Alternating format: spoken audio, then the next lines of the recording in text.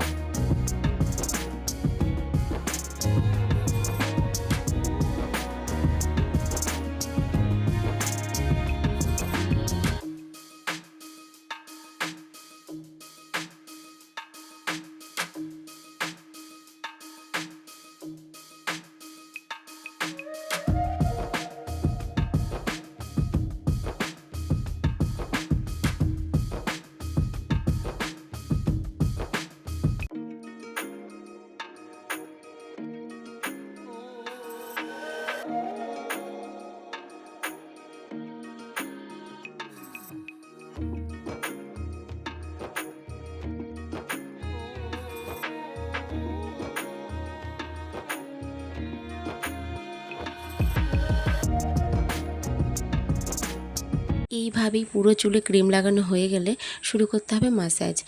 এইভাবে 10 থেকে 15 মিনিট খুব হালকা হাতে সুন্দরভাবে ম্যাসাজ চালিয়ে যেতে হবে। তো দেখতে থাকো আমি কিভাবে ম্যাসাজগুলো করছি।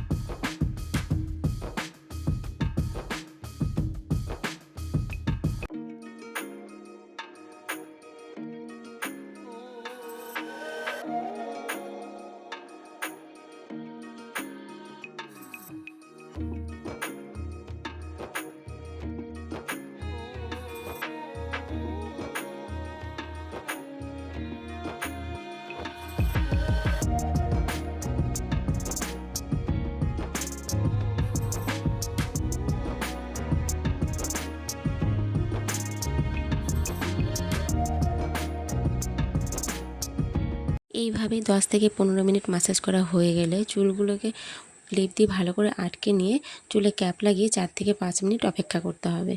তারপর চুলগুলোকে খুব ভালোভাবে ওয়াশ করে দিতে হবে। কোনো শ্যাম্পু ব্যবহার করা যাবে না, প্লেন জল দিয়ে ভালোভাবে ওয়াশ করাতে হবে। তারপর টাওয়াল দিয়ে খুব ভালোভাবে চুলটাকে মুছিয়ে নিয়ে সিরাম লাগাতে হবে। তারপর চুলগুলোকে ঠিক এইভাবে দুভাগে ভাগ করে নিয়ে চুলের লেন্থে শুধু সিরাম খুব ভালোভাবে লাগিয়ে দিতে হবে।